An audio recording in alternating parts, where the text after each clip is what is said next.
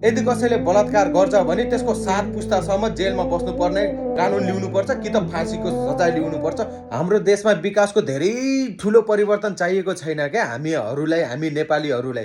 हाम्रा दिदीबहिनीहरू, हाम्रा छोरीचेलीहरू स्वतन्त्र रूपले घुम्न पाउनु पर्यो, बाँच्न पाउनु पर्यो। त्यो अधिकार हामीलाई चाहिएको हो के सरकार। यी गरिमा बहिनी जस्ता साना साना नाबालिकाहरू बलात्कारित भएर मर्न नपरोस् क्या। हामीलाई त्यो कानुन चाहिएको, त्यो सरकार चाहिएको क्या। हामीलाई धेरै ठुलो विकास परिवर्तन चाहिएको होइन। हाम्रा बाबुबाजेहरू पनि पहिला इटा कुटेर ढुङ्गा कुटेर लेबर काम गरेर जीविका पार्जन गरेको, हामी पनि त्यसै गरौँला। तर कसैको छोरी चेली बलात्कारी भएर मर्न नपरोस् के। हामीलाई त्यो कानुन, त्यो सरकार, त्यो देश चाहिएको हो के। देशमा अरू परिवर्तन अरू के नै ल्याउनु पर्यो। बलात्कारी एउटा बलात्कारीलाई फाँसी दिने कानुन परिवर्तन गर्न सक्दैन भने त्यो के सरकार। जबकि कुनै बलात्कारीहरूलाई कडा कानुन हुँदैन, कडा सजाय हुँदैन भने त्यस्तो कानुन, त्यस्तो संविधान किन चाहियो क्या। हामीलाई चाहिएन के। भगवान भन्दा ठुलो त होइनन् नि। पाप गर्नेले पाप गरिराख्ने, संविधानले मान्छे बचाउनेतिर त लाग्न भएन नि त। 3 वर्षका नाबालिकालाई बलात्कार गर्ने अन्डर 16 भयो भनेर उसको अनुहार पनि रिभिल नगर्ने होइन। यो कानुनै यस्तो छ के होइन। बलात्कारीदेखि लिएर अन्य अपराध, जघन्य अपराध गर्नेहरूलाई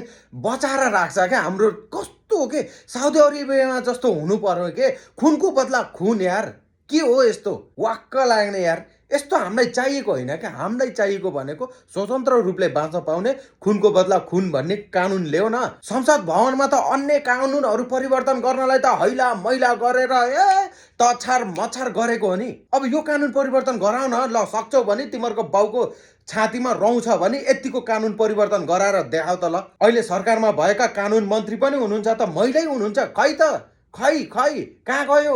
एउटा महिला कानुन मन्त्री भएको देशमा पनि खै महिलाहरू यसरी मर्न परिरहेको छ, बलात्कारित भएर मर्नु परिरहेको छ के। यो भएन। यो कतपि पनि सहन सक्ने कुनै क्षमतै छैन के। हामी अहिले कति बजिरहेको छ, 12-1 बजिरहेको छ रातिको। हामी परदेशमा छौँ र पनि हामीलाई त्यही टेन्सन के। जता हेऱ्यो त्यस्तै छ के। कसरी बस्ने, हामी कमाउनु पर्यो, ड्युटी पनि गर्नु पर्यो। हामीलाई हाम्रो यहाँको भन्दा, स्वास्थ्यको भन्दा हाम्रो छोरी चेलीहरू के छन् है, सेफ छन् कि छैनन् भनेर त्यतातिर टेन्सन भयो, त्यतातिर पीडा भयो क्या हामीलाई त। विदेशमा भएर टेन्सन त्यतातिर छ। ल है, आज मेरो बहिनी, आज मेरो छोरी त स्कुल गयो, ल अब आउने कसरी हो, सेफली आयो कि आएन, के भयो। कडा कानुन हुनु पर्यो क्या। कानुन देख्दा पनि मान्छेहरू डराउन् क्या। साउदी अरेबियामा जस्तो हुनु पर्यो क्या। हरेक देशमा, हरेक ठाउँमा। अब नेपालमा त झन् अनिवार्य चाहिएको छ होइन। म अरू केही भन्दैन होइन। नेपालमा चाहिँ कानुन परिवर्तन हुनुपर्छ। बलात्कारीले बलात्कार गर्ने सोच राख्नुभन्दा 7 पुस्ता याद गरोस् के, त्यस्तो कानुन ल्याउनुपर्छ। यदि कसैले बलात्कार गर्छ भने त्यसको 7 पुस्तासम्म जेलमा बस्नुपर्ने कानुन ल्याउनुपर्छ कि त फाँसीको सजाय ल्याउनुपर्छ। बल्ल देशमा बलात्कारबाट बन्द हुन्छ, नारीहरू सेफली रहन्छ है। यतिको कानुन चाहिँ ल्याउनुपर्छ। होइन भने खेर छैन। नत्र सक्दैनस् भने सरकार होइन बलात्कारीलाई पुरस्कारित गर्के।